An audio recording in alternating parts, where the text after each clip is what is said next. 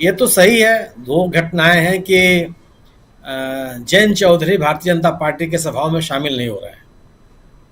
सहारनपुर में जो प्रधानमंत्री जी की सभा हुई उसमें वह नहीं दिखाई पड़े। वो मेरठ की जो पहली सभा हुई थी उसमें उनका जो जिस तरीके से उनको बैठाया गया उसको लेकर के जाट समुदाय में नाराजगी है।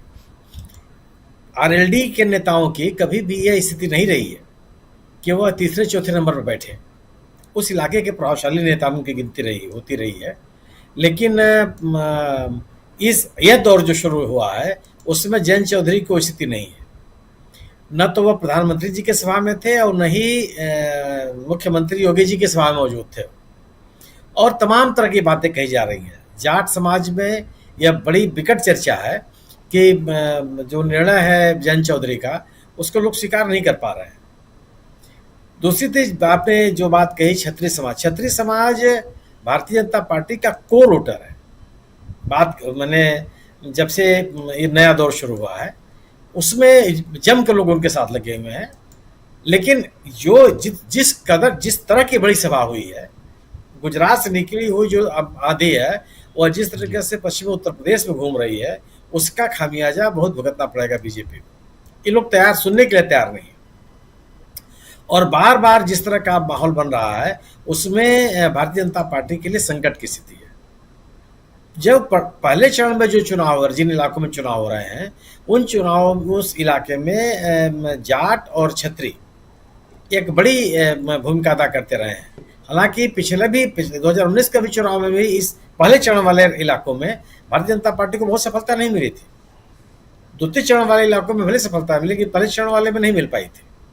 वह स्थिति अभी भी है।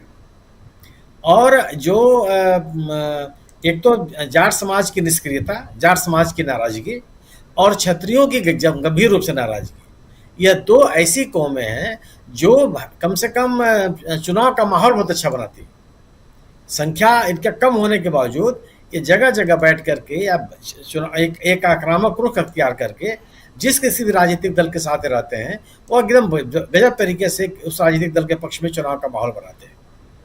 जाट समाज के सामने एक समस्या यही है कि पिछले 10-12 सालों से वो भारतीय जनता पार्टी के खिलाफ राजनीति करते रहे हैं, उनके खिलाफ वो माहौल बनाते रहे, उनकी नीतियों से संतुष्ट नहीं थे। आज 10 साल के बाद अगर जयंत चौधरी ये कह रहे हैं कि हमको भारतीय जनता पार्टी के साथ जाना चाहिए तो समाज में असमंजस की स्थिति है कि कैसे जाए। जिन लोगों के साथ हम पिछले 10 सालों से लड़ते रहे हैं, जिनकी नीतियों को लेकर के लड़ते रहे हैं, उनके साथ कैसे खड़ा हुआ जा सकता है। तो एक उस पूरे समाज में निर्णय की स्थिति है।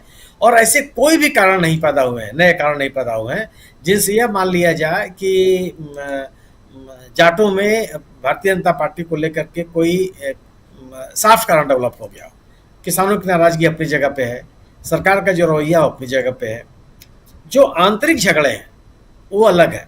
संजीव बालियान साहब कभी नहीं चाहेंगे कि जयंत चौधरी एक स्थापित नेता के रूप में और मजबूत हो, क्योंकि वह खुद भी एक जाट नेतृत्व करने के लिए भारतीय जनता पार्टी से लगे हुए हैं और भारतीय जनता पार्टी का नेतृत्व उनको आगे बढ़ाता।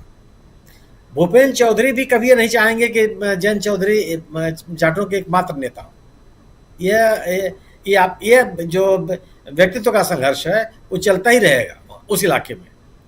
लेकिन ऐसी हालत में जयंत चौधरी का समर्थकों के सामने यह स्थिति है कि वह भारतीय जनता पार्टी को कैसे स्वीकार कर ले।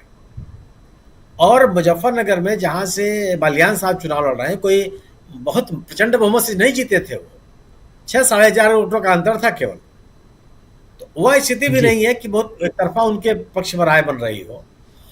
मायावती जी के भी जो कुछ उम्मीदवार मैदान में हैं, अगर आप उसका सोशल सामाजिक समीकरण अगर आप समझें तो भारतीय जनता पार्टी को नुकसान कर रहे हैं। वह इंडिया दल समूह का उतना नुकसान नहीं इतना भारतीय जनता पार्टी के खिलाफ उनके उम्मीदवारों की स्थिति है। वो ऐसी हालत में ये भारतीय जनता पार्टी के लिए बहुत अच्छा माहौल नहीं है। भारतीय जनता पार्टी अपने लोगों को कैसे समेट करके रखेगी ये उसके लिए चिंता का विषय है। वीके सिंह की जो बात आप बता रहे हैं उसमें सच्चाई हो सकती है कि वीके सिंह का टिकट कटने के बाद भी क्षत्रिय समाज की जो नाराजगी है वो प्रचंड हुई है। हो सकता है कि उस नाराजगी को दूर करने के लिए जो आप सूचना दे रहे हैं कि उनको जम्मू कश्मीर का राज्यपाल बनाया जा सकता है, लेफ्टिनेंट गवर्नर बनाया जा सकता है, यह कोई जी, अप्रत्याशित नहीं है। हो सकता है किस बहाने ही पश्चिमी उत्तर प्रदेश के क्षत्रिय समाज की नाराजगी को दूर करने का प्रयास किया जाए। यही यही यहीं लेकिन पे आना चाह रहा था मैं, यही आना चाह रहा था जो अभी आप कह रहे हैं कि आखिर अचानक आनन फानन में ये निर्णय लेना पड़ रहा है नरेंद्र मोदी को। ये दोनों स्थितियां हैं। गाजीपुर में इनके पास कोई उम्मीदवार नहीं है। गाजीपुर में भी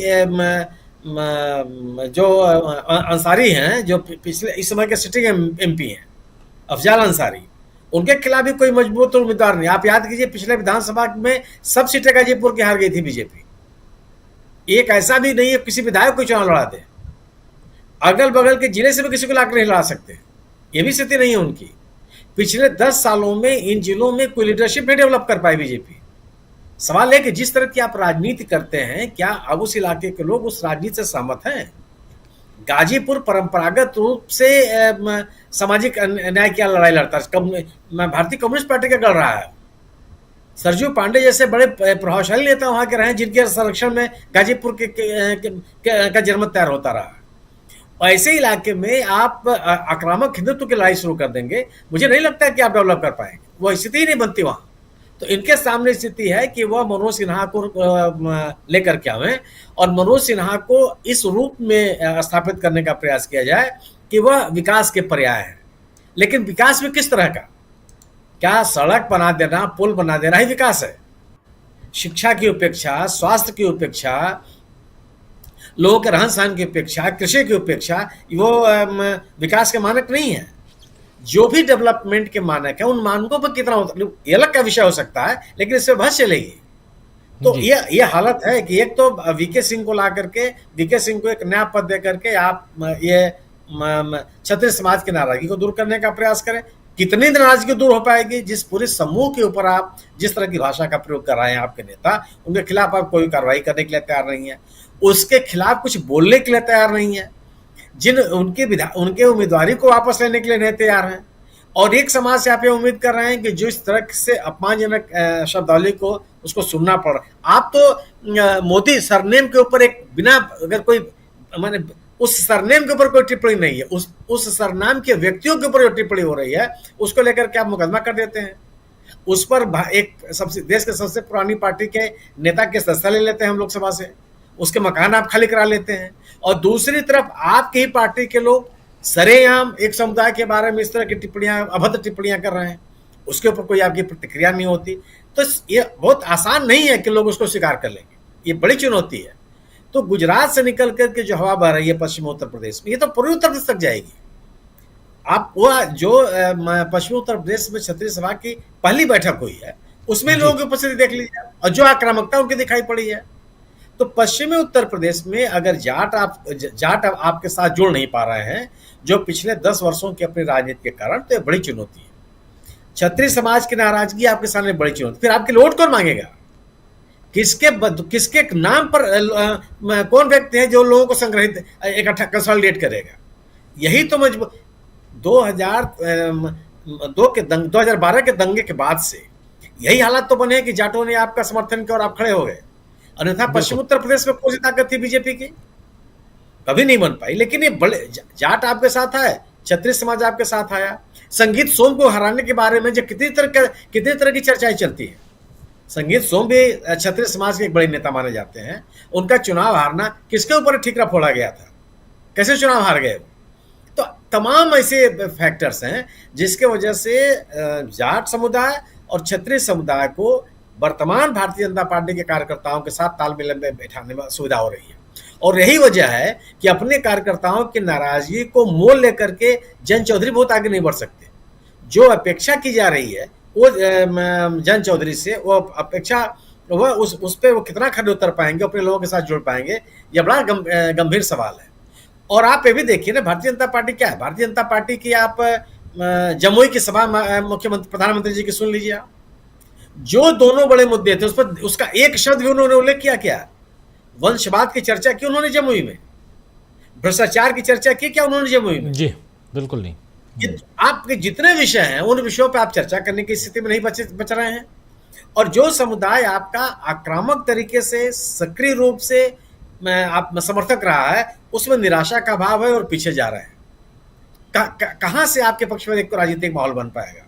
दूसरी तरफ इंडिया दल समूह एक अच्छा खासा सामाजिक समीकरण तैयार कर रहा और आक्रामक रणनीति के साथ चुनाव मैदान में। ऐसे में पश्चिमी उत्तर प्रदेश में भारतीय जनता पार्टी अपना 2019 का परफॉर्मेंस दोहरा पाएगी, मुझे संदेह है। जी, एक संदेह है, बिल्कुल संदेह है। और इस संदेह में